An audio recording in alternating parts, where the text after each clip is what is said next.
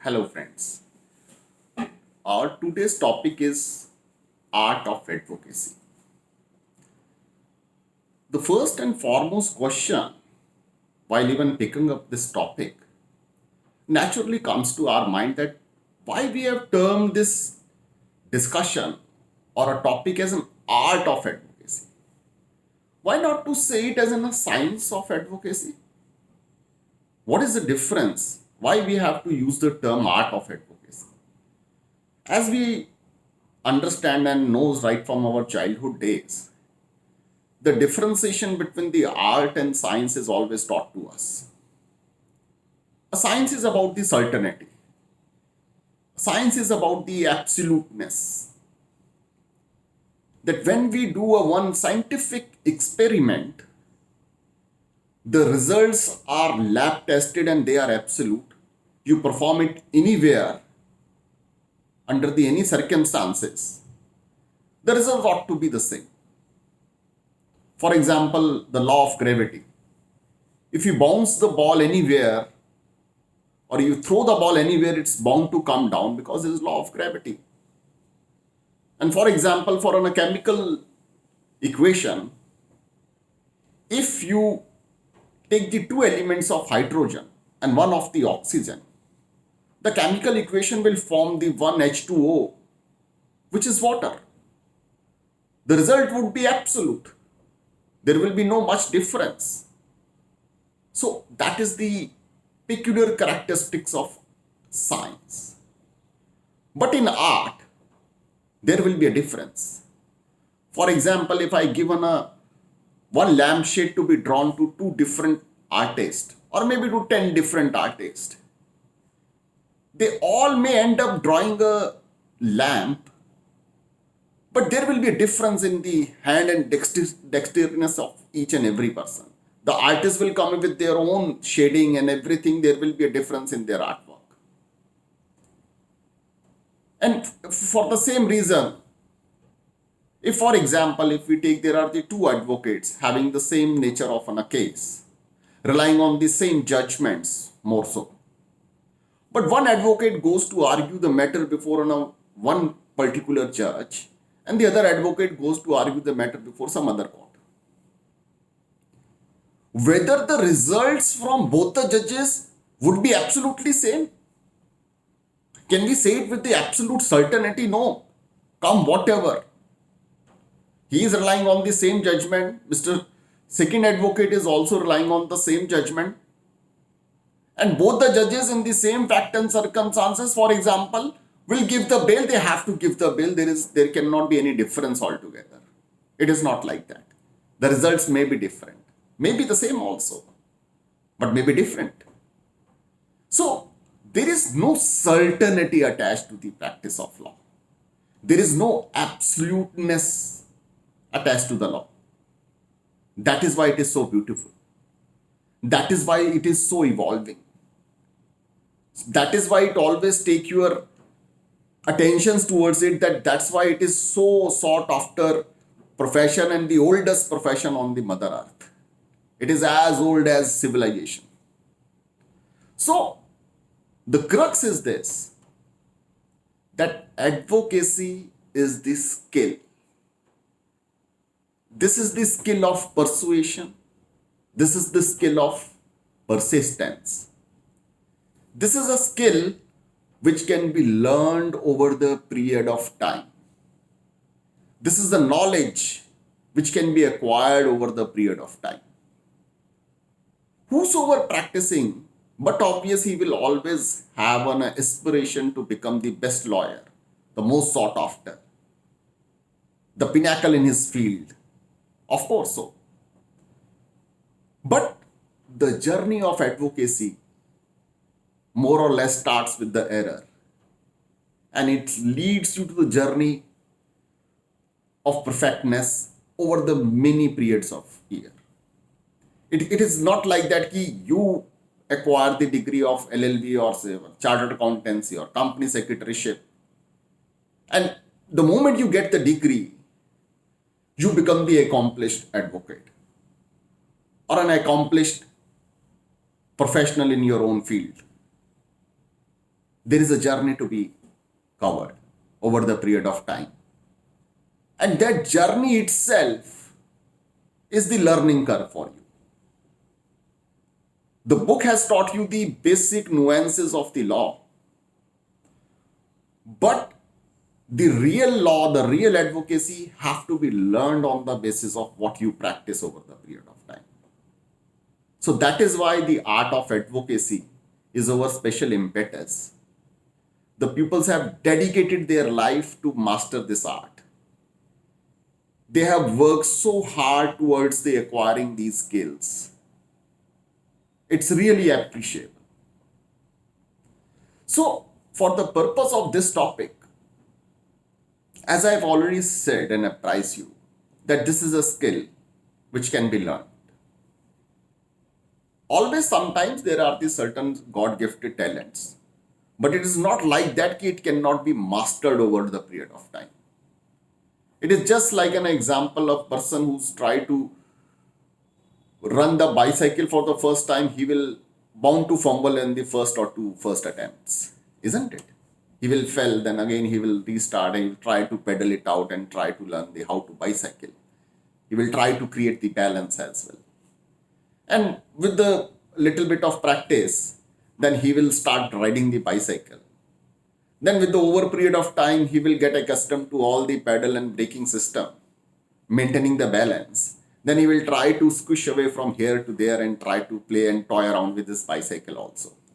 So that is absolutely happens within every field which requires a little bit of practice. That same thing happens to the advocacy as well. Its journey starts within the same kind of you will fumble a little bit at the beginning. You will try to acquire your balance. You will try to acquire your vocabulary which is typically being used in the court of law. And after that, yes, over the period of time, on the basis of your exposure in the real court experience, you will become, or you will at least start the journey to attain the kind of a recognition in the profession of law itself. And for the purpose of advocacy, it's in a vast field. It is in a field which is having an unlimited numbers of areas of practice.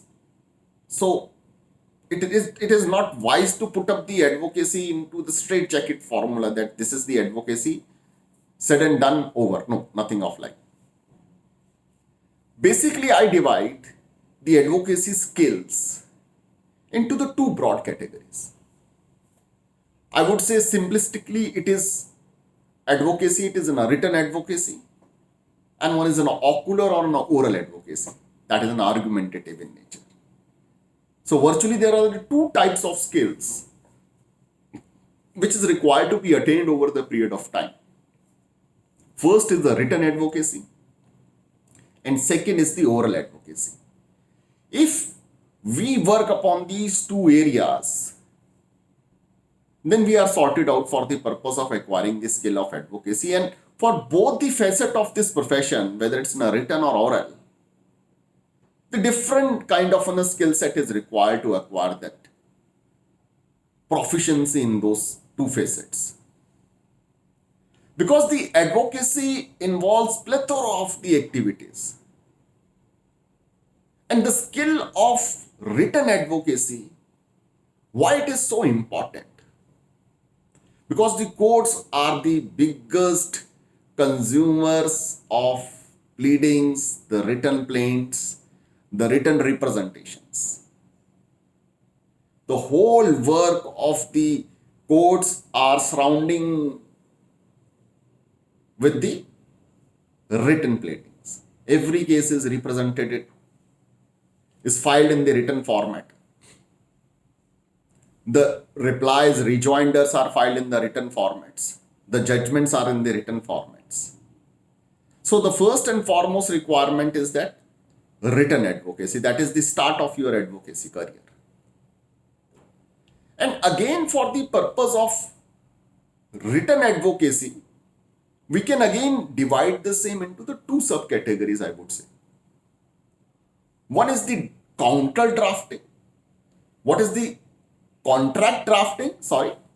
And second is the court pleading. So basically, the written advocacy is divided into the two broad categories. Once again, that main advocacy is having the two facets, the written advocacy and the oral advocacy.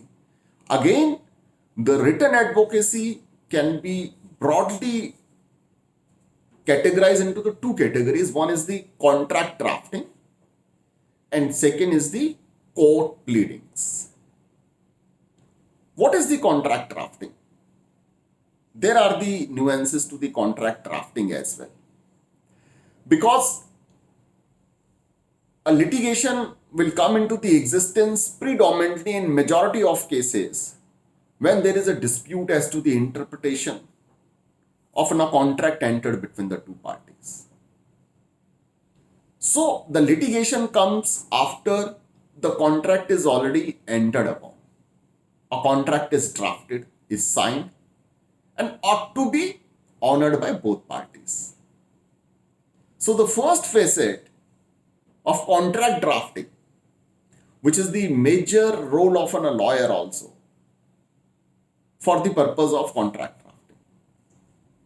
So there are the basic ethos of the contract drafting as well. There are the certain criteria, there are the certain doctrines and principles which is required to be followed for the purpose of contract drafting. I will talk a little bit about it because a contract drafting, if we say it's a subject matter of a separate dedicated lecture itself. It can't be summed up in a small presentation of 1 hour or so. It is requiring a whole one-day seminar, I would rather say.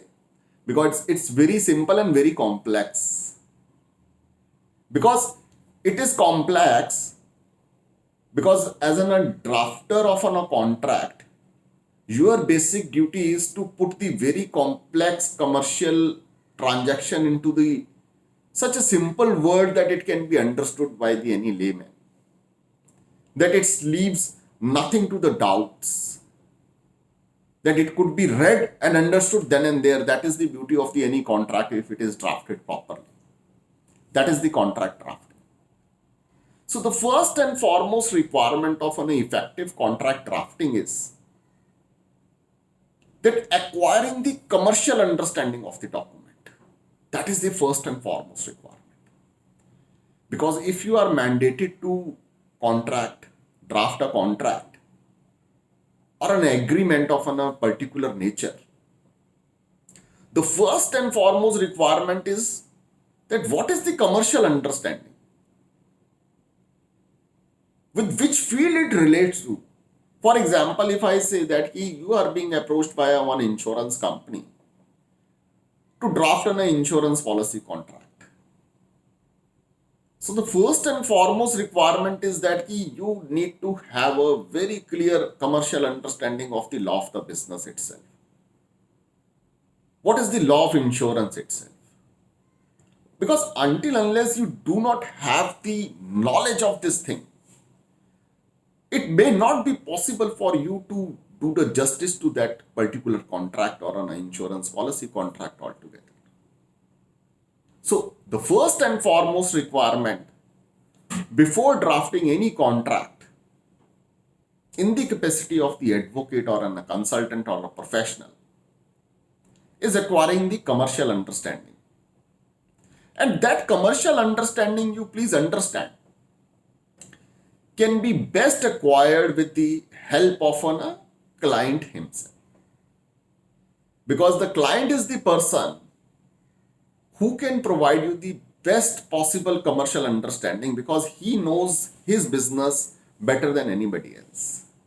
As a lawyer, you cannot have an absolute understanding of the commercial wisdom of the contract which is required to be entered upon.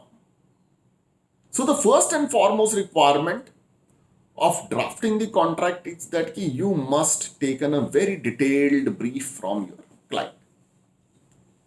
That what is the basic requirement, what is the nature, why the contract is required to be entered upon, what is the commercial exigency, what is the commercial justification, what is the object of entering upon the contract. So the first and foremost requirement is that, and I always prefer that whenever any client of mine approaches to me for the purpose of contract drafting, I indulge into quite a lengthy discussion with him. I firstly try to understand that what is the nature of business. More specifically, if you are drafting a contract which is of a repetitive nature, which is required to be used in the business for many repetitive transactions. So, understanding the business itself is the first and foremost required, because you please understand the lawyer have to live the different kind of lives. They have to get into the shoes of many person at one point of time. You have to understand that what is the requirement of client, and for that purpose you have to sometime act like him to understand that what is the status of the client if I sit at the different side of the table. Then you will be in a better position to understand that what is the commercial exigencies of this entering into the contract itself. So that is the first and foremost requirement. So I invariably ask my client to please provide me. For example, one of my client is dealing with the preforms which is used in the beverage industry for the purpose of packaging and bottling. That business was new to me. I was not much aware that what is this business is all about, what are these nuances, what are these custom usages, which kind of the industries which is using this kind of a raw material. I was quite new to that industry. So I indulge into the very detailed discussion with the client that what is the nature of the industry, what is the raw material used in this industry, how the goods are sold in this industry, what is the taxation structure, what is the generally accepted credit periods for this particular product, what kind of the companies to whom you are selling these products are they, whether they are the big, whether they are small, they are the medium sized companies, and what is the nature of the defaults generally you are facing in your industry, what are the custom usage, whether at the time of supplying the material you sign any kind of a particular contract or you just supply on the basis of invoice only, or there is any security of the check at the time of delivery of material, whether you are secured by the bank guarantees or not, what is the general tendency of one lot of. So all these kind of informations are very relevant for me, because I was supposed to draft a contract wherein the company is about to streamline this process of selling the material to all of their vendors.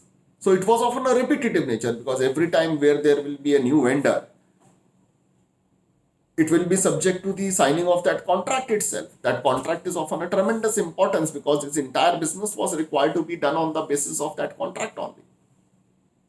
So understanding the nature of business itself at the first instance was my first priority. So for every advocate, for every consultant or a professional who is about to draft a contract, basic understanding of the industry is very important.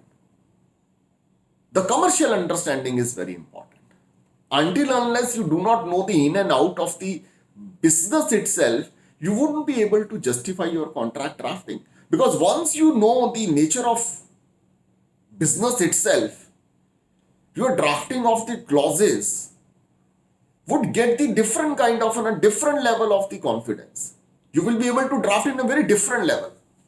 And in a very practical level, you will be able to understand that yes, if I am putting up this clause and this is the trace usage of the, for example, in this case only, there are the instances where the supplies are being made on the basis of blank checks, security checks also. So for the checks, I know that there are the different kind of judgments where sometime it says the security checks are not acceptable as bills of exchange, or the negotiable instrument tax section 138 check bouncing proceedings cannot be done. So I was quite aware that in this case, check is not given sometime towards the supply of material, rather my client is having the check prior to the supply of the material. So I have to make the contractual terms and condition in this manner. So it falls in the compliance of the various judgment passed if there is a check bouncing in respect of good supplies to the particular vendor. So I was able to draft it in a, otherwise if I do not have the knowledge of that particular usage of the trade itself, the trade practice going in the trade itself, I will not be able to justify that in what manner I will try to insulate my client if at the later stage the vendor takes the plea of that no, the checks were merely the security checks and it cannot be presented altogether. So that gives me the a confidence of drafting the contract in a manner that it best suits the requirement of my client. The best suited requirement of client is the first and foremost requirement for the contract drafting. So once you acquire the commercial knowledge, then you start taking your laptop in your hand to start drafting the contract. And in the contract drafting, you please understand one thing very clearly, that contract drafting is not the competition of your vocabulary. It is not the competition that how difficult or very complex words you use or you know. It's not the show of time to exhibit your vocabulary in the contract. The first and basic requirement to the contract drafting is simplicity is the key. What simplicity? Simplicity of the words. Because you please appreciate that contract which you are drafting may end up in the court, may be subject to the best legal mind in the country for the purpose of interpretation. The more complex words you are using, you are making the life of a lawyer who is about to litigate or a life of a client for whom you have drafted the contract a bit difficult. Because until unless there is no absolute certainty in the interpretation, there may be a problem as to the execution of the contract itself. So, for the purpose of contract drafting, you must stick to the basic discipline that whatever you are drafting in a very simplistic manner. Simplistic manner meaning thereby that you are using the phrases, sentences, the language, the word, the vocabulary in such a manner that a person is reading the contract and at the same moment spontaneously, immediately he is understanding the meaning of the contract also. That is the basic requirement. So the simplicity is the key to the contract drafting. No show off of the vocabulary. I know the very difficult word. For example, if I use the word that this contract is entered on the basis of doctrine of obrium fide, whether it makes any sense for anybody, I have used the very heavy term obrium fide. It is in a maxim. What it means? It means simply, the meaning of word obrium fide is simply this contract is entered on the basis of good faith basis. Good faith basis. That the word which you can use is the good faith. Obrium fide may sound very classy to someone, but what is the use of that word if it cannot be understood by a non-lawyer or commercial person? He won't be able to appreciate that what I am entering upon. He may raise an objection to it also. Isn't it? So the basic key is that use the simple words, the words which is more into the normal communications, rather which are found in the books of law or into the law lexicon or into the legal glossary dictionaries. No, try to avoid them. Because the courts are the best judges to interpret the words. Their duty, their life will become simple if the contract is using the terminology which is normally understandable, which is free from the technical jargons. It would be better for an advocate to draft in a simplistic contract, deciphering the meaning then and there, and things are sorted out. So the requirement was that key, understanding, the commercial understanding of the contract itself. And second one is that simplicity is the best key to the contract drafting. You can't avoid this thing altogether. And you please understand the contract drafting is a very, very luxurious field. It is a sought after talent, specifically in the corporate worlds. They have the tremendous respect for the professionals or for the employees or for the company secretaries or for the chartered accountants or for the lawyers for that sake. If they have the very good exposure in the contract drafting, because the contract drafting is in-house contract drafting rather is the pain area for the corporates. Because the corporates do the business on the basis of the written contracts predominantly. That is the requirement for them. So the persons, the professionals having the very good knowledge or having the good hand in drafting are sought after professionals. You will get the premium for these things. So the contract drafting again is in a sought after field. It is a sought after talent. It is respected and a well paid talent in the corporate industry. So this is the area where every professional must work upon very, very heavily upon. And again, if you please understand, contract drafting after having the commercial understanding and using the simple language for the purpose of understanding, it is also necessary to follow the protocol of the contract drafting. See, every contract is well bifurcated. There is you can say a doctrine of bifurcation available in the contract drafting. There is a protocol, there is a flow chart also for the contract drafting, for the written advocacy of the profession. That every contract starts with, for example, the place of where it is being executed. Why it is so important? Because that word that this contract is executed on this and this day in Delhi, meaning thereby that you are providing the jurisdiction to the court situated in Delhi on the basis of the word usage of Delhi itself. Because in case of any kind of a litigation, that word, that contract is executed in Delhi will give the territorial jurisdiction to the court situated in Delhi. And you please understand, the territorial jurisdiction is itself a very highly contested matter in the court of law. If you are not able to provide the clarity as to the territorial jurisdiction, your case may be stuck up merely on this point, whether it is to be litigated before the Delhi court or before the Ghaziabad court or Chennai court. That is a big dispute which can even go up to the Supreme Court, taking many numbers of years of your effective litigation itself.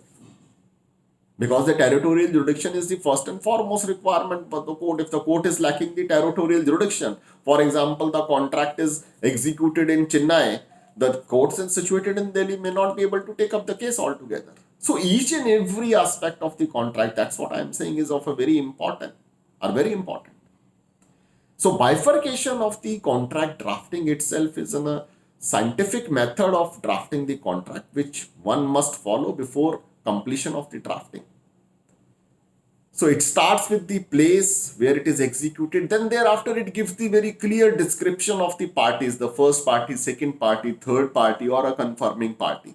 You have to specify very clearly that what is the nature of the parties, whether they are the buyer, for example, they are the seller. If you are entering upon the contract for the purpose of sale and purchase of the particular merchandise, then you have to define, you have to give the acronym to them that the first party is the buyer, the second party is the seller.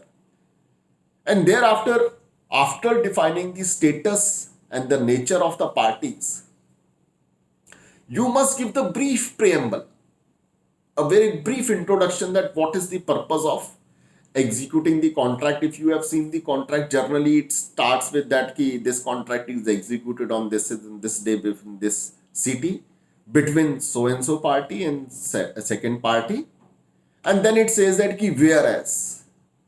Generally the preamble starts with whereas. Okay, na? So in that case, you have to define a little bit of the purpose and objective of entering upon the contract. Okay, na? For example, you are drafting a contract for the purpose of sale and purchase of the product manufactured by the company. Then you can particularly in the preamble just touch upon that key that the first party is interested in selling or appointing the distributor or sole distributor or sub distributor in the particular territory. And for that purpose, the second party has approached the first party and assures that he is having the financial capabilities and the experience as well for the purpose of selling the products of the first party. So, for the purpose of recording the terms and condition of the sale and purchase of that particular product, the present contract is entered upon. So, that will give the clarity that what was the nature, what was the commercial exigency, or what was the basic requirement of entering into the contract. So that is so required. And thereafter, then you can go on into the different nuances that, for example, if we take this example forward for the purpose of sale and purchase, what would be the basic requirement in these kind of the contract? Determination of price, for example, at what price it would be sold, what kind of the credit period it would be providing, whether it would be subject to the cash and carry basis or it will be subject to the credit period of 30 days, 60 days, 90 days, whatever it is. And what would be the consequences of the delay in making the payment? How much interest rate would be charged if there is a delay in the making the payment? Then again, if there is a defect in the material supplied, what would be the consequences and what would be the protocol? For example, if there is a defect in the goods, then you can define in the contract itself if there is a defect in the goods within the 2 days from the date of the receipt of the material, it will be obligatory upon the second party to intimate in writing to the first party as to the defect in the material itself. And then it also provides that in case there is a defect, then what would be the consequences of this defect? If it is a repairable defect, it can be repaired at the site of the second party who has purchased the material. If the defect is of such nature it cannot be removed, then it can be taken back to the site of the first party, the manufacturer. If the defect is of such a nature that it makes the entire goods as an unusable, then it may be subject to the replacement free of cost. So that basic contractual. So for that purpose, you have to understand that what is the commercial nature and what is the commercial understanding of the entire business. If there is a defect in the goods, what is the trade usage, how it is being referred into, how it is being sorted out. So that requirement will be also very important for the purpose of contract drafting. And thereafter, then you can also state that what were the consequences if there is an supply of the material from the first party, but it is put into the transit. But if it is being destroyed or sometimes stolen by the transit, goods in transit, that what would be the consequences? The provisions of Sales of Goods Act regarding the type, change of the title of the goods itself will come into the play. Then again, you have to specify that what kind of the dispute resolution mechanism you want to put forth if in case of a dispute. You can choose for the purpose of arbitration also. You can choose for the purpose of litigating. For example, your factory, the person to whom you are representing is having a factory at the Rajasthan and he is supplying the material to the Delhi. Then you can always specify that in the case of the dispute, all disputes shall be subject to the Delhi jurisdiction or shall be subject to the Rajasthan jurisdiction. You can put up the ouster clause. You know what is the ouster clause of jurisdiction? That if the contract or the cause of action is arisen in two different places, for example, in this case also the Rajasthan or in the Delhi, then by way of the consent, the both parties can choose one place of the jurisdiction for the purpose of their dispute resolution. So if there is no dispute resolution or there is no ouster clause or there is no jurisdiction clause where the suit is to be instituted, in that case a parties either can go to file a case at the Rajasthan or at the Delhi. It will be at there, so it will bring one kind of you can say uncertainty in the dispute resolution. A party may not be absolutely aware that in case of there is a dispute where I contact my lawyer, whether for a Rajasthan or for a Delhi. But if there is a clear cut ouster jurisdiction clause in the contract itself that in case of a dispute, all the dispute shall be subject to the Delhi jurisdiction, then the parties are sorted out. Yes, if there is a dispute, we will file the litigation in Delhi. That will make the decision making of a lawyer simple also, that because he do not have to jostle, or he do not have to satisfy the court at the first instance that ki, why I am filing this case in the Delhi when the goods are being supplied from the Rajasthan, isn't it? So the jurisdiction clause is there, and thereafter you can also provide for that ki what would be the nature of termination, whether the contract can be terminated, if it can be terminated by giving what type of the notice at which address, so that the definition, the exit clause of the contract is also clear, that you are able to specify that yes. So these are the basic protocol that you have to jot down the different nature of the clauses which can be there for the purpose of contract drafting, and thereafter you can work upon each and every aspect of the clause and can draft that clause, particular clause accordingly by taking the proper feedback from your client. So this is the one aspect of a contract drafting, which is the part of the written advocacy. And the second most important portion is also that one is the contract drafting. I stated at the beginning itself that advocacy can be broadly classified into the two categories. One is the written advocacy and is the oral advocacy. Regarding the written advocacy, we have already discussed regarding the contract drafting. Now I am coming to the court pleadings. The second nature of written advocacy is the court pleading. The court pleading is again a very, very important aspect. Previously we were talking about the contract drafting. Contract drafting, for example, the contract is drafted and now there is a dispute as to the same. And there is a dispute as to same, then one has to file the litigation before the court of law. For company secretaries, there are the plethora of the jurisdictions. For example, like in Companies Act, we have the right of representation. Under the TRI Act, there is a right of representation by practicing company secretary. Under the SEBI Act, there is a right of representation. Under the Competition Act, there is a right of representation to the company secretaries. So, the court pleading is something that company secretary as a professional will end up doing at some point of time. Contract drafting is because I know many company secretaries who are doing a wonderful job in the contract drafting. They have the whole lot of retainership contracts with the various companies for the drafting of their contracts and the vetting of their contract itself.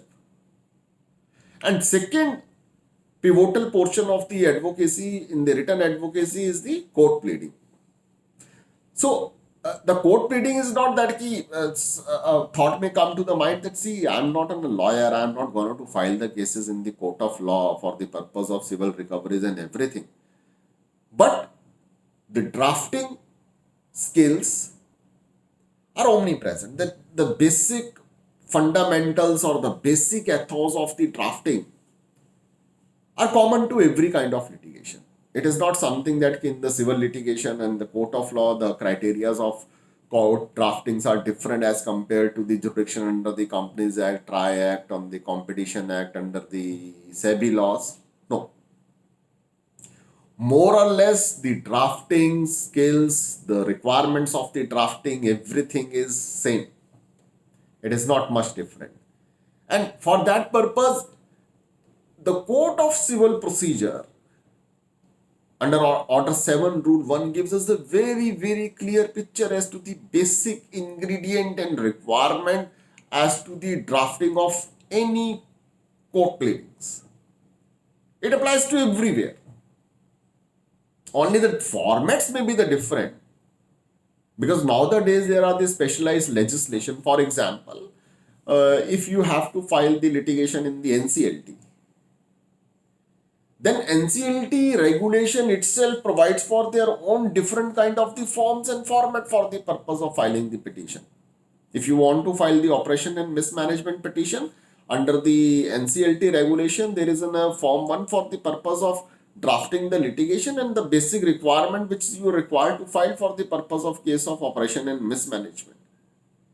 If you want to file the litigation for the purpose of taking the extension for the period of AGM, then there are the different formats. If you want to file the petition for the purpose of merger and amalgamation of the company, the requirements of the pleadings are different. It is provided under the NCLT regulations itself.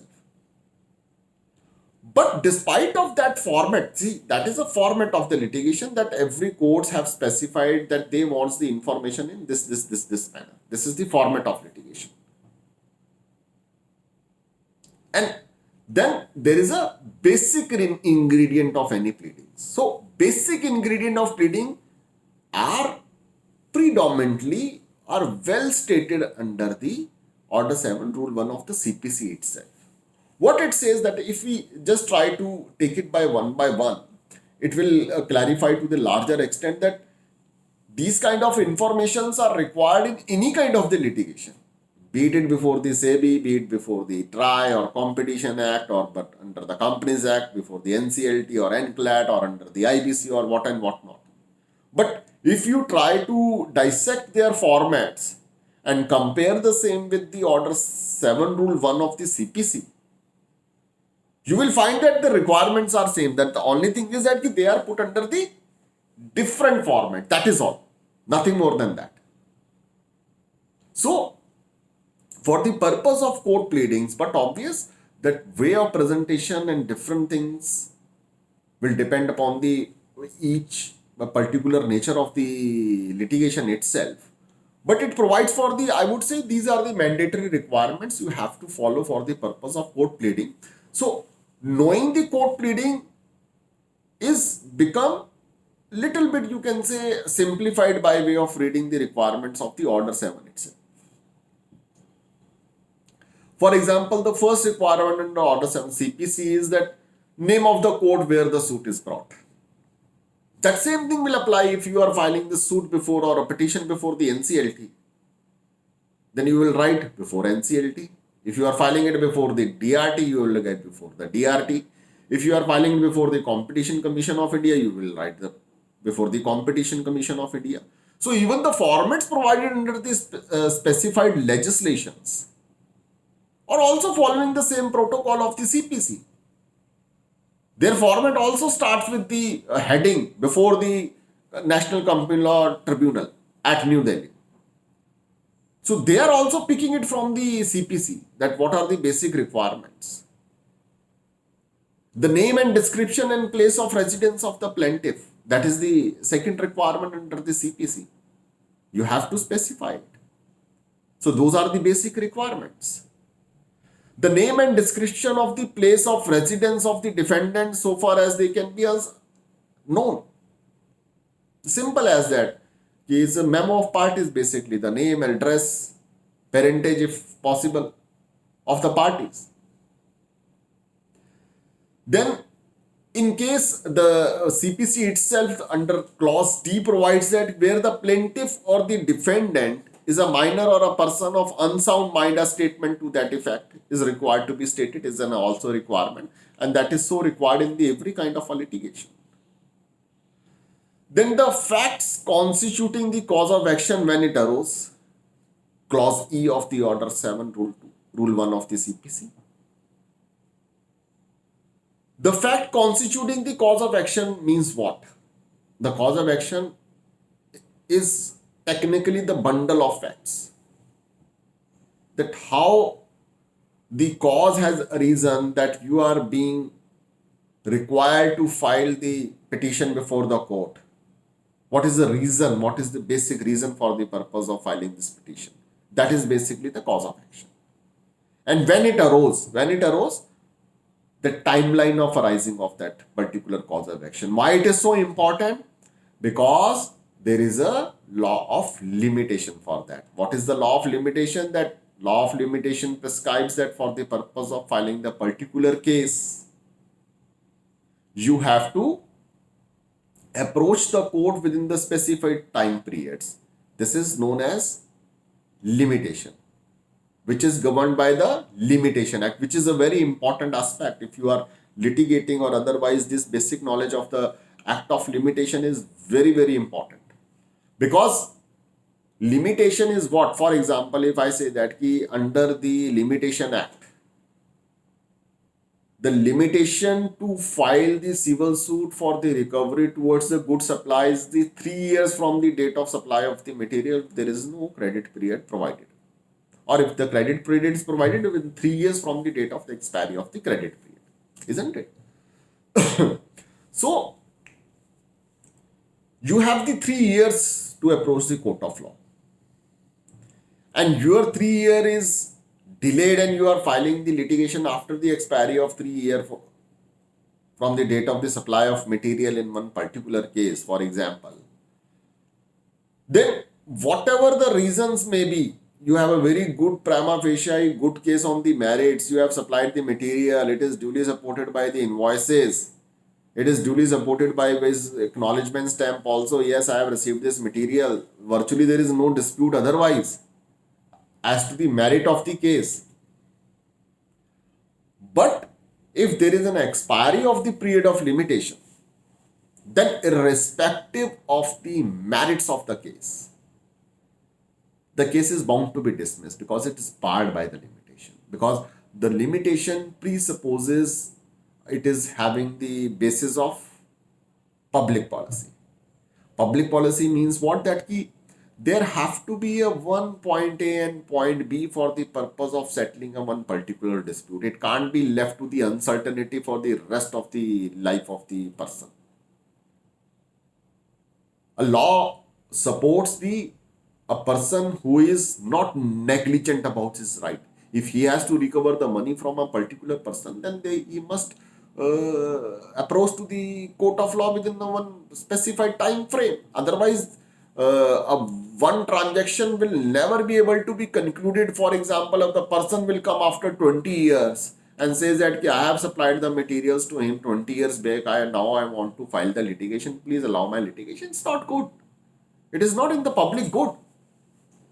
It is not like that he has not been given the chance to litigate. Yes, a chance to litigate was given and 3 year period was specified. So he has to approach the court of law within the 3 years. So this is the law of limitation. That is why in every kind of a litigation, be it in a normal civil litigation, be it in a Companies Act litigation, be it in a trial litigation, be it in a SEBI litigation, be it in a Competition Act litigation, which is more relevant to the company secretaries, there is a law of limitation. For example, for the purpose of filing the appeal, under the IBC, there are the requirement, and rather those requirement is such that delay in filing the appeal cannot be condoned even after the expiry of the period specified under the IBC itself. For example, if it says that the appeal is required to be filed within the 45 days and with the extension of 15 days, then the total period is the 60 days only. And the courts, now the law settled on the specified legislation is that the courts cannot condone the delay in filing the appeals if the maximum provided period under the specified legislation is over. These are the made uncondonable by the provisions of law itself. So the limitation is very important. Then when you say that the requirement of clause E, the facts constituted in the cause of action and when it arose is of very, very, very important, because that determines, that takes the declaration as to the period of limitation. And now the next clause F is the fact showing that the court has the jurisdiction. I have already stated in the earlier part of my address to you also that place of jurisdiction is of paramount importance. It's a very important aspect in the civil litigation or even in the case of an NCLT litigation or otherwise as well. Because you have to satisfy the court at the first instance how you are filing the litigation in the court situated in Delhi, for example, the court situated in NCLT. I have a recent case in the NCLT Bombay, where my client was having its main office at Bombay only. It was doing all its business from Bombay only. But the registered office of company was situated at Chandigarh. Okay. So as per the NCLT and the IBC provisions, the IBC petition can only be filed before the court where the NCLT, where the registered office of company is situated. So technically, it ought to be filed before the NCLT Chandigarh. But he has filed at the Bombay on the basis of cause of action, because every legislation is having their own set criteria for the purpose of determining the territorial jurisdictions. So that jurisdiction at Bombay was not available to the NCLT Bombay. But somehow, due to the mistake or whatever, the case was filed before the Bombay NCLT. So the first technical objection we have taken by way of filing the short application is that the NCLT Bombay is having no jurisdiction to entertain this petition. Rather, if the petition, if at all was required to be filed, it will be filed before the Chandigarh NCLT, not before the Bombay NCLT. So on that basis alone, the court, the NCLT dismissed that petition. So the fact showing the court is having the jurisdiction is also of a very important nature, because that determines that even if your petition is drafted very nicely, you is having the prima facie case and everything, but the case is filed at the wrong territorial jurisdiction, then it will not be subject to the adjudication altogether. Those kind of the litigation bound to fail. So these are the important facets of the any kind of a litigation that is in a fall under the category of court pleadings. The good and bad lawyers are being judged on the basis of these criteria. If they are not able to justify on the limitation, not able to justify on the territorial jurisdiction, then it will be difficult to sustain the litigation of such nature. And then the clause G says that the relief which the plaintiff is claiming, the modulation of the prayer clause, that is very important. Because you believe me or not, otherwise, the first thing which the courts look upon into is that what is the prayer clause? What is the first is all about? What is the ultimate target of the litigation? Because any target of the litigation is to get some kind of a relief or order from the courts. So that have to be specified under the prayer clause. For example, if there is a recovery of an amount, then you have to state that key is for the recovery of the amount. Or if you want to declare certain terms and condition of the contracts as null and void, then you have to. And if you want to have a cancellation of particular instrument, which is creating a cloud over your title, then you have to write in your prayer clause as well that what basically you might have written thousands of things in your plaint. But if your prayer clause is not drafted properly, then court will not be able to understand ki bhai, why you have filed the litigation, what is the nature of the litigation, what you want from the court. For the God's sake, you have to put it in a very clear manner. That is called the prayer clause of any petition, and that is omnipresent in any kind of the litigation, because purpose of any litigation is to get the relief. So you have to state the relief in a very clear and categorical manner, that what the relief you are seeking from the court. And in many cases, the reliefs can be of a different nature. If, for example, if we take the example of operation and mismanagement petition, then you have to draft your reliefs in a very, very dexterous manner, in a very, very, you can say, lucid manner, so as to understand that why you are alleging the operation and mismanagement. For example, if you want the cancellation of the allotment of the shares, then you have to write it very specifically that the share of such and such number of shares issued to Mr. So-and-so and Mr. So-and-so shall be declared null and void.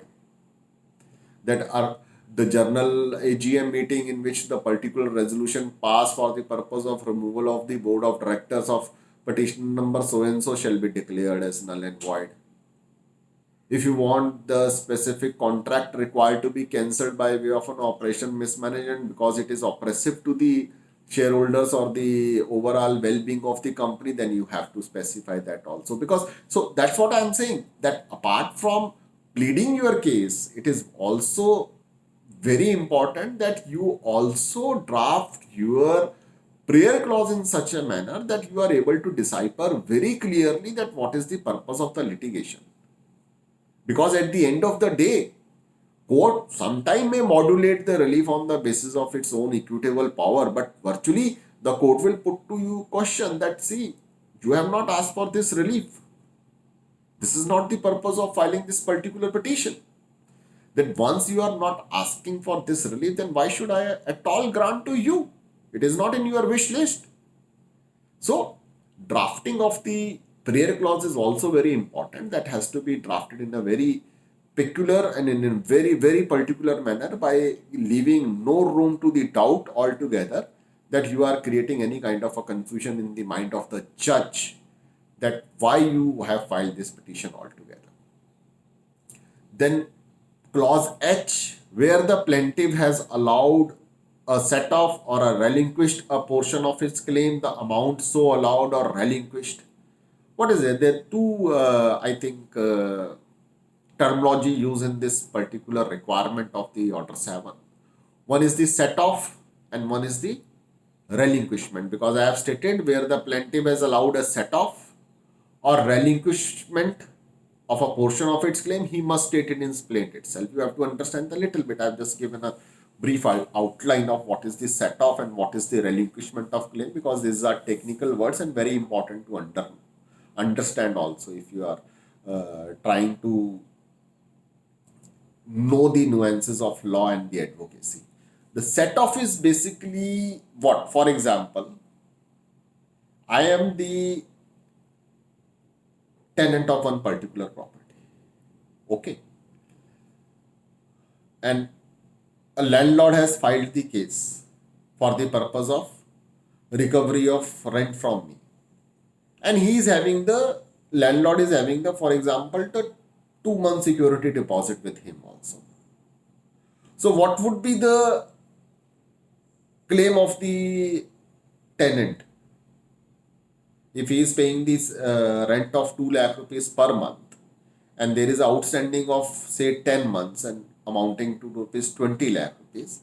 So the landlord can go and file the case that okay, I have to recover the 20 lakh rupees from him, and out of which I already have the security deposit of equivalent to 2 months, that is of a 4 lakh rupees. So despite of outstanding of 20 lakh rupees, I have already received the security deposit of 4 lakh rupees. So my residuary balance to be recovered from tenant is 16 lakh rupees. So he is setting off his claim. Getting my point? So there is set off that कि मेरे को उससे 20 लाख लेने हैं, 4 लाख मेरे पास है, balance 16 lakh रुपए है. Though my recovery is for 20 lakh rupees, but I already have the 4 lakh rupees with me. Accordingly, I am filing the claim for the recovery of 16 lakh rupees. So I have already set off the amount of 4 lakh rupees. So this is the concept of set off. So you have to state very clearly in the plaint itself that if you are claiming the right of set off in this manner, then you can say that unnecessarily, then again he will come and say that he has filed the wrong suit or he has already recovered 4 lakh rupees, what and what not. And what is the relinquishment? This deducting of 4 lakh rupees from 20 lakh rupees of balance outstanding is set off, not the relinquishment. Relinquishment is what? Relinquishment of claim is that you say that okay, I will not recover this amount altogether. You relinquish, you put your claim to the death for once for all, because once you relinquish your claim in the court of law, then you cannot recover it back. That is the concept of relinquishment. For example, that out of 20 lakh rupees, I am relinquishing the claim of 1 lakh rupees for XYZ reason, that there was some kind of a requirement. I give you the typical example of the relinquishment. For example, for the purpose of pecuniary jurisdiction, I need to file one claim before the ADJ. For example, they have the jurisdiction to enter in the claim of 20 lakh rupees, and my claim is for 20 lakh odd rupees. And if it increases above 20 lakh rupees, then I have to go to the High Court for the purpose of filing the suit. So in that case, what can I do? That I can restrict my claim to 20 lakh rupees only for the purpose of filing before the district courts, that I do not want to go to the high court for the XYZ reason. So you can relinquish your claim up to the 1 lakh rupees, 5 lakh rupees, 2 lakh rupees, whatever you want for the purpose of bringing it to the jurisdiction of the ADG court itself. That is permissible. There is no problem on that, because you are not seeking that relief above 20 lakh rupees. So in that case, the case will be filed before the AD. So that is a relinquishment of claim. Relinquishment of claim can be with cause or without cause also. It can be voluntarily on the basis of your own statement in the pleading itself that I want to relinquish this portion of the claim, and it can be relinquished. There is no problem on that. So that is the requirement of set off and the relinquishment of the claim. Then again, the last portion says the statement of the value of the subject matter of the suit for the purpose of jurisdiction and court fees so far as the case provides. So valuation of suit. Valuation of suit is also very important aspect. You please understand, because why the valuations of suits are required, you have to understand a little bit of a logic behind it. Because in the courts, there are the different kind of a pecuniary jurisdiction. If I take the example of Delhi itself, we have the three levels of the pecuniary jurisdiction. There are the three categories of the judges. One is the civil judge, second is the district judge, and third is the high court in Delhi. I'm talking about Delhi itself. So there is the pecuniary. Pecuniary is basically the word which relates to the money wise. That if I have to recover a particular amount for rupees 5 crore rupees, then my recovery amount of 5 crore rupees would be the money value of the suit, will determine the pecuniary jurisdiction of the court, because there are two kind of the jurisdiction. One is the pecuniary jurisdiction and second is the territorial. Territorial jurisdiction we have already discussed that if the goods are supplied from Rajasthan and then being supplied to the Delhi, whether it will be subject to the territory of Delhi jurisdiction or to the Rajasthan jurisdiction, that is the territorial jurisdiction aspect. And second aspect is of pecuniary jurisdiction. So pecuniary jurisdiction says that in case there is a value of the suit, so it will be filed. For example, in Delhi, which I am talking, up to the suit of 3 lakh rupees, we need to file it before the civil judge. From 3 lakh rupees to 2 crore rupees of the money value of the suit, that lies before the district courts. That is by the district judges, additional district judges, ADJs we have bolte bane. And above 2 crore rupees, it goes straightway to the high court in the original jurisdiction. So pecuniary jurisdiction, determination of the valuation of suit is very important. If I say that I want to recover the possession of the property which is worth 2 crore rupees, then in that case, or the case would be filed before the ADJ, because it is up to 2 crore rupees. But I says that the value of the property is the 3 crore rupees, I am seeking the partition of the same. Then the suit will fall before the high court because it is above 2 crore rupees. So that is why determination of the valuation of the suit is very important, because it determines where you are going to litigate your case. That is the one aspect of it. So that is why the basic requirement of stating all these material facts in the case of the pleading are stated in the CPC itself. I have already stated that the other specified legislations also provides for their formats and everything on the basis of ingredients stated in the CPC itself. And there are these certain basic rules as to the pleading also, that pleading again can be broadly defined into the two categories. One is the written statement, one is the plaint. So plaint or suit, what is the plaint or suit? Plaint or suit, that if I want to recover the money towards the good supply, then the case which I will be filing before the court would be the suit, would be the plaint, interchangeably. So technically we say it a plaint. So that is the case which is filed by the plaintiff. Then After filing of the plaint, there will be a reply or defense to that plaint also. That would be called written statement. So again, for the purpose of plaint also, there are the certain basic principle that you have to state the facts and you have to state the all material facts before the court. That is the basic requirement for the purpose of filing the suit.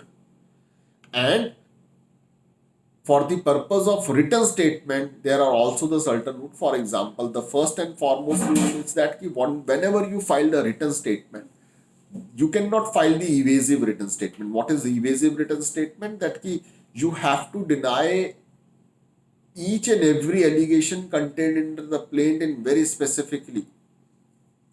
A mere denial without giving the much of the justification is not permissible. Rather, a evasive denial amounts to the admission of the case itself under Order 12 Rule 6 itself of CPC. So the admission of the plaint, meaning thereby you do not have the defense to put forth altogether. So that is the basic requirement of the written statement, that whenever you wish to deny the peculiar fact of the case, and generally the written statement, that is why we bifurcate into the two categories, that we bifurcate under the two heading, that firstly the preliminary objections. The preliminary objections are basically those objections which goes to the very root of the maintainability of the suit itself. That is the preliminary objection. Meaning thereby they may not require the trial altogether. For example, limitation. Limitation can always be argued as a preliminary objection, that by way of raising the preliminary objection, basically you call upon the court and beseech before the court that you see, this particular suit is not worth litigating altogether and it is liable to be dismissed on this ground of limitation itself, because it is filed after the expiry of the period of limitation. Secondly, for example, on the basis of territorial jurisdiction, you says that there is no cause of action which is arisen in Delhi. The entire transaction was done at Rajasthan. The both parties are residing in Haryana. Nothing was done in the cause of action as part of the cause of action and arisen in Delhi. So virtually there is no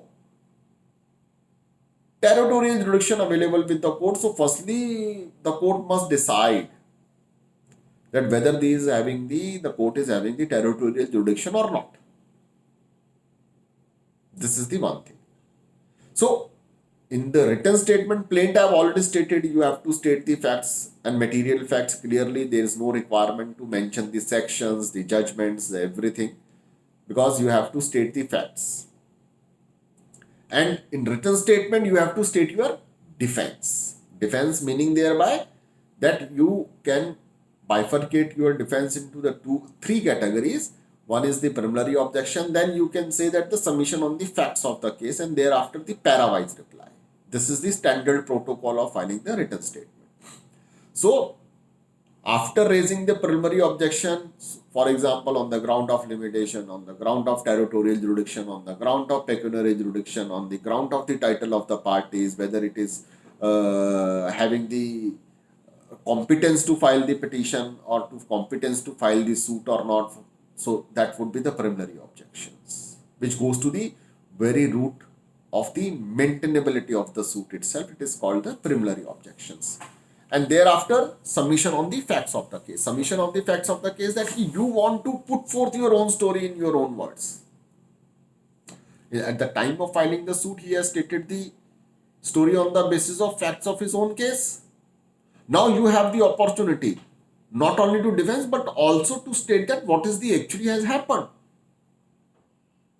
So that is the preliminary submissions of the submission on the fact of the case. And third is the para-wise reply. The para-wise replies is what? That whatever stated para-wise in the plaint, you have to specify, you have to say it that it is not the correct position of the factual matrix between the parties, and you have to answer and plead to the each and every paragraph. I would just give you the example that what is the typical protocol of filing the written statement. For example, there is a para 1 of the plaint which says that the goods were supplied on dated so and so. It was duly accepted and acknowledged by the defendant. And despite of receipt of those materials, the defendant failed to make the payment of the goods supplied. For example, there is an allegation in the plaint itself. Then how you will draft the parawise reply in your written statement? Then typically it will start that the contents of para 3 of the plaints are wrong, hence denied in totality. It is denied that the goods were received by the defendant on dated so and so or at any other date. It is further denied that there was failure on the part of defendant to pay the consideration towards the goods supplied. In reply, it is further stated that the goods were never supplied to the defendant, rather merely the invoices were raised and all these invoices are forged and fabricated, which is further substantiated by the fact that the entire suit is not accompanied by any kind of a lorry receipt or as to the proof of the delivery of the consignment. Hence, the contents stated under the para 3 of the plaints are wrong and misleading. So this will be the protocol. You just can't say that the contents are wrong, hence denied.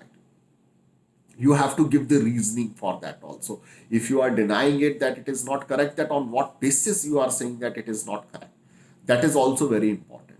So these are the basic nuances for filing the written statement and pleadings. You need to have the knowledge of these things because these are the basic requirement.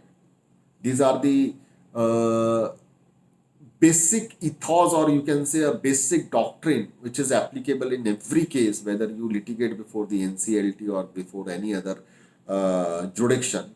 These are the basic requirement which is contained under the CPC and which is widely used in the other kind of the jurisdictions also. Not only that, it is only used in the civil courts, it is used in the NCLT proceedings as well at the every drop of the hat. You can't just say that it is in a civil litigation, I'm not doing it, so I need not to get in a conversion with these facts. No, it is not correct. Because these are the basics, these are the principles, these are the doctrines on the basis of which the pleading and drafting and the written statements are being presented in the courts from last many years. So these are the basic principle, I would say.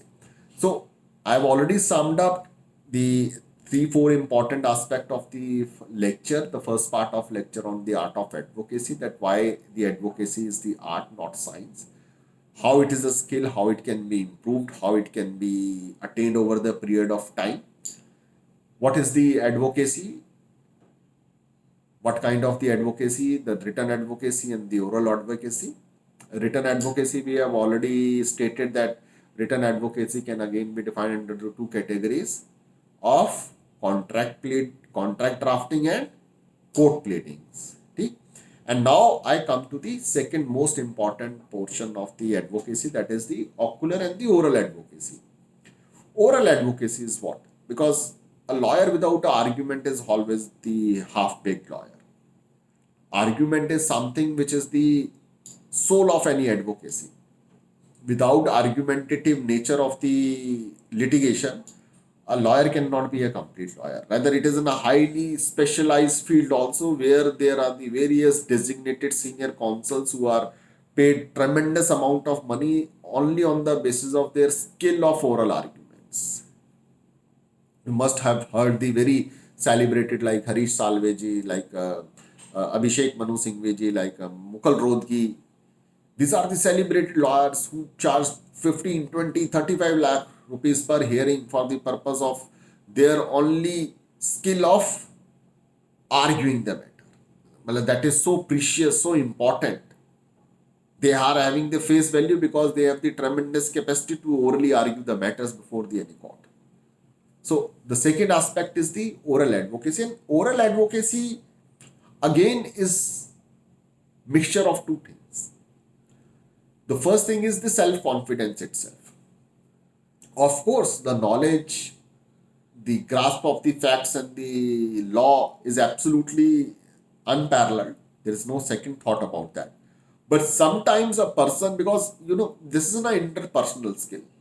It depends upon person to person, the ability to speak, the voice modulation, the way of body language, the way that how spontaneous, how quick he is on his leg when he is sitting in when he is arguing his matter before the court. So agility on the legs is also very important portion of it. So the oral advocacy is two-way process. That first is that the self confidence, that what you are about to argue on the basis of your preparation, you are fully confident about yourself that yes, I know my case quite well, I am able to argue. And second thing is, but of course, after the confidence, the exposure and practical experience, because the oral advocacy, the art of arguing the cases, comes with the passage of time. You need to spend a quite good amount of your effective year of the practice if you want to argue the matter effectively. Of course, the confidence is there, you can go and argue, but there will always be a twinge of fear in your stomach when you go and argue the matter before the honorable judges. There is always a twinge of fear in that. So, oral advocacy is all about that key, how self confident you are, how well prepared you are, and what is the standing of you as an individual before the court. All this is the mix and match. One element may be more or less in this kind of an ingredient, but these are the basic ingredient, because for the purpose of oral advocacy you need to have the, because it comes naturally also sometimes with the passage of time. Because see, once you go to the courtroom, it is not that you only argue your own matter. It is not like that. You are not aloof to the crowd sitting over there. For example, your case is at item number 14 or say 24. So what if you are reaching the court on time, then what you will be seeing, that you will be seeing the proceedings and the witnessing the proceedings of other 20 matters which is listed before you. So you will not only have the opportunity to argue your matter or to address your matter, but you also have the opportunity to understand the other 10, 20 matters which is being argued before your case is taken up. So that is the practical experience. That you are not being only enriched by your own experience of litigating the case, you are also being enriched by way of arguing the matters by the other counsels whose matters are listed over there. So this is the continuous process, because once you sit in the court, you learn it practically, and with the passage of time, you will try to garner all those practical exposure. You will get to know that, oh, in that case I have seen that this kind of the argument was put forth by the judge, and that particular lawyer has given that kind of an answer to him, and it was quite soothing for the judge also. So I will also try to modulate my voice, and I will also try to put forth the same point in order to bring home my case as well.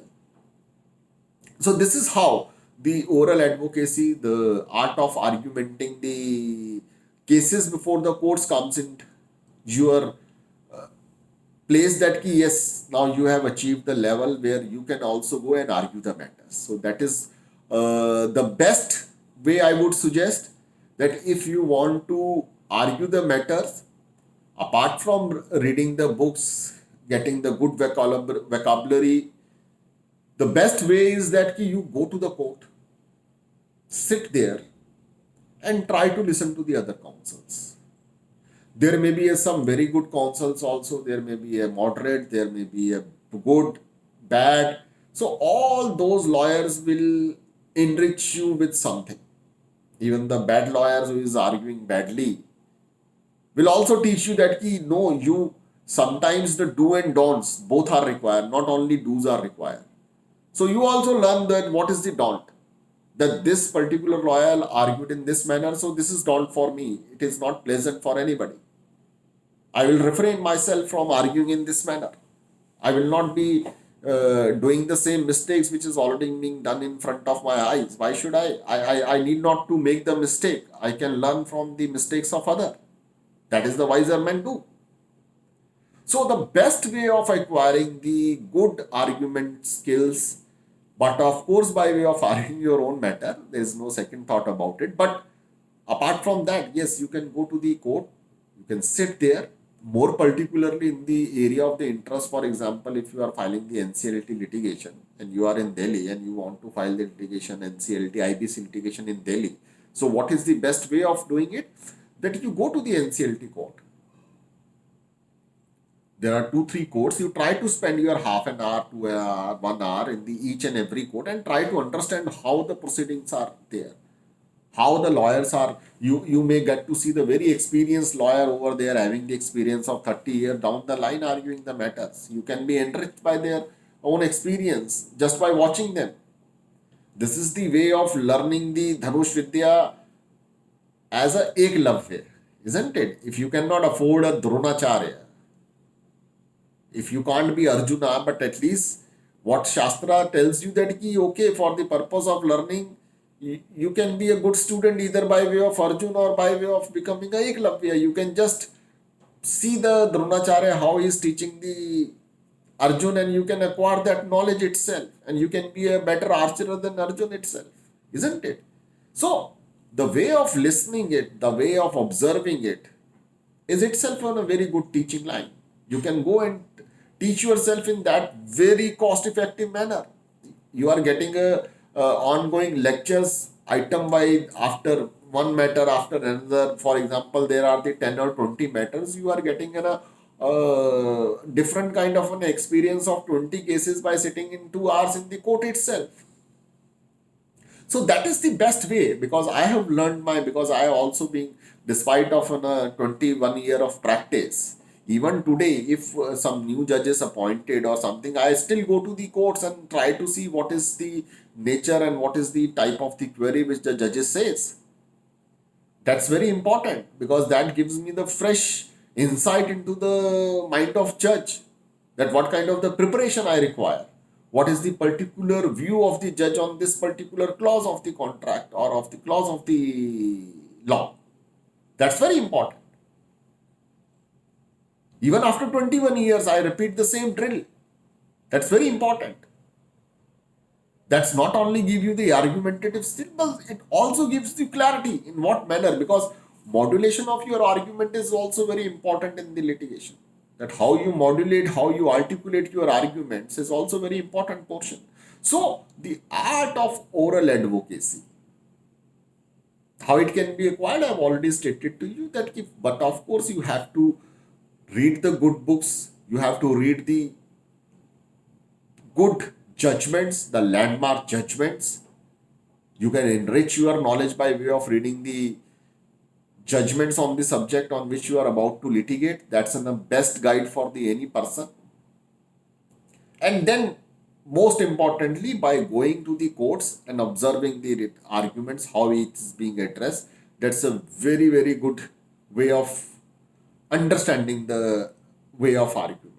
That will really enrich yourself, and more particularly, your learning curve will be tremendous if immediately after witnessing the arguments in the courts of law, you also start arguing your own matters. That's very important. So that is the one of the criteria by which you can acquire the oral advocacy also, and but obvious you will get to know it with the passage of time. It comes natural also with the passage of time, as the experience grows, as you go on taking the more complex cases, you become more regular in the court of law, but obviously you will get more and more exposure and get accustomed to the arguing the matter, and that twinge of fear would not be, it will be there, believe me, but anyways it would not be of that quantity that it sunks you down. So there will be a kind of a soothing experience after getting used to the court litigation and court arguments and everything. And thereafter, I would also like to divulge upon the interplay of the allied laws also, because being in a company secretaries, company secretaries are allowed to appear in the limited courts by virtue of an enabling provision, for example, under the Companies Act before the NCLT, NCLAT, under the Competition Act before the Competition Commission and the Compact, and also under the SEBI Act before the SEBI tribunals, isn't it? So, for the purpose of those appearances, there is a requirement to understand the interplays of the other allied laws also, because sometimes the one law overpowers the another law. So there is need of an understanding, because to understand the different provisions of the act apart from the domain knowledge. For example, you are litigating for Companies Act in the NCLT for operation and mismanagement petition, let's say. As a company secretary, you can go and argue the operation and mismanagement petition. You can file it, you can litigate it. There is no restriction on it. You are a very good masters of the Companies Act. Being a company secretary, you will be knowing the provision much better than any other professionals. Expected to be, but obvious, because your domain area is of the Companies Act. You are confident, yes, under the Companies Act, I can easily litigate. I have no issues on that. But there are the certain provisions which are contained under the allied laws for which you need to have the knowledge. For example, the provisions of Stamp Act. Let me take the example of the provisions of Stamp Act. You are litigating in the operation and mismanagement, and there is one contract. And say there are these transfer deeds in respect of the shares which are not being marked with the appropriate stamps. What would be the outcome of it? The reasons for unstamped instrument are contained under the Stamp Act itself. Insufficiently stamped instrument is not capable to be led in the evidence. That is the basic law of the Stamp Act, isn't it? So you need to know those allied laws, which having the interplay with the litigation you are gonna to face in your domain knowledge also. So you can't be aloof to the applicability of those allied legislation. It is very important that you get hold, or at least to have the basic knowledge of those allied litigations, legislations, their provisions, the landmark judgments therein, so that you can effectively present your case. Interplay is also very important in that case. For example, the concept of the amendment of the pleadings, which is otherwise contained under Order 6, Rule 17 of the CPC. The NCLT regulation also provides for the amendment of pleadings.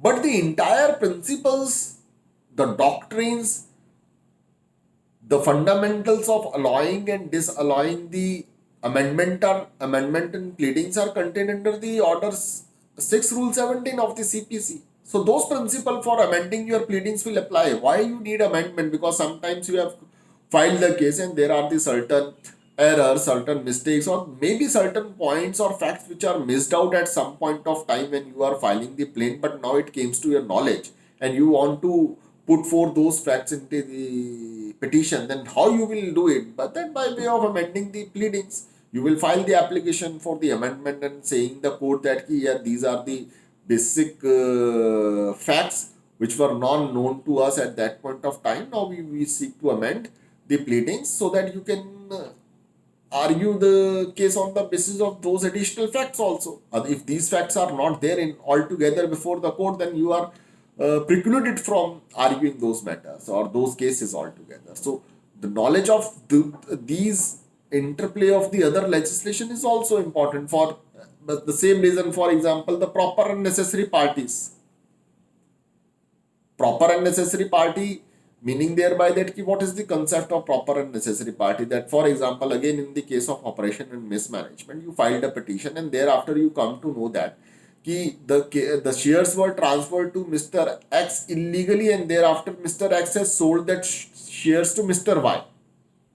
But that fact came to your knowledge after you filed the petition. But you are seeking the cancellation of share issued to Mr. X, then Mr. Y will also be affected. So Mr. Y will need to be given an opportunity of being heard as well. So in that case, Mr. Y, to whom the shares were sold at the second instance, become the proper and necessary party, because his rights are affected by way of this litigation. So the concept of the proper and necessary party otherwise are contained under Order 1, Rule 10 of the CPC. Those are also relevant for the purpose of your NCLT litigation. So there is an interplay of the litigation. There is substitution of legal representative of the deceased person. You are litigating against Mr. X. God forbid he dies. What you will do? It's a civil litigation. It can be continued against a legal representative. So you have to file the application for the substitution of legal representative. You need to know the law about it. Then there is a provision for the purpose of application for interrogatories under the Code of Civil Procedure, and that provision for interrogatories are also specified under the NCLT regulation. You have a right to furnish the interrogatories, so you can furnish the interrogatories as well. So there is an interplay of the provisions of the furnishing of interrogatories under the CPC. You need to know that. Then again, there are the provisions of the certain provisions of Registration Act, which is very important, which goes to the maintainability and the evidentiary value of a particular document. For example, an unregistered lease deed beyond the period of 12 months is not capable of leading to the evidence by virtue of the provision of Section 45 of the Registration Act. That is also there. So that one, it's not like that ki you know the one legislation, one act, you are absolute expert of it, then you need not to know further divulge on the other interplay of the legislation. No, for the purpose of complete advocacy, you can't be aloof to the other interplay of the legislation. So it is also very important that the interplay of the allied acts and legislation need to be taken into the consideration. Now, apart from these basic nuances, for the purpose of constant, because as I said at the first instance, that key art of advocacy is something which is the skill of persuasion and persistence. The persistence is very important. A permanence is very important. Persistence means meaning thereby that you have to keep on learning the tricks of trades. It's not the one-time process. It's the whole life process have to go on and on and on. You can't sit back and say that, yeah, I've learned the enough. Now I need not to divulge further upon it. It is very important that you keep up the refreshing of your skills. The persons, the advocates who do not refresh their skills become obsolete with the passage of time. You have to run with the time itself. You cannot stop yourself. You have to keep on reading the judgments which are coming day and day, night, every day. You have to have one slot of at least 1 hour reading or so for the purpose of apprising yourself what is going around. You have to have the discipline of creating the or reading the new words to increase your vocabulary with the passage of time. So that is very important. It's not like that it is getting the degree and then sorted off and then you need not to see anything thereafter. The process is over. No, the process has actually had started after getting the degree. Getting the degree is very simple as compared to the practice of the profession. That's a different game plan altogether. So for the purpose of achieving that kind of a proficiency and for the purpose of achieving the pinnacle of that profession, you have to have a very hard working skill. You need to study it regularly. You have to follow the amendments in the laws and legislation, new interpretation given by under the different judgments. You have to track it, understand it, and apply to your pending cases and as well as to the new cases. That's the way it is to be done. So that's very important that you keep yourself updated what is going around. Otherwise, the fear of obsolescence is something which cannot be replaced, because once you become the obsolete to the profession, nobody is gonna to come to you to sort out their issues. So that is also very important. Keep yourself updated. This is the profession where you have to be on your toes with the knowledge, with the amendments, with the new vocabulary, with everything, every point of time. So you can achieve, you can acquire the proficiency in the art of advocacy, provided you follow these kind of on a basic discipline for throughout your life. I think we have covered lot of aspects of advocacy today, and I thank you so very much all of you for the purpose of listening to me for this. Thank you so very much. Thank you.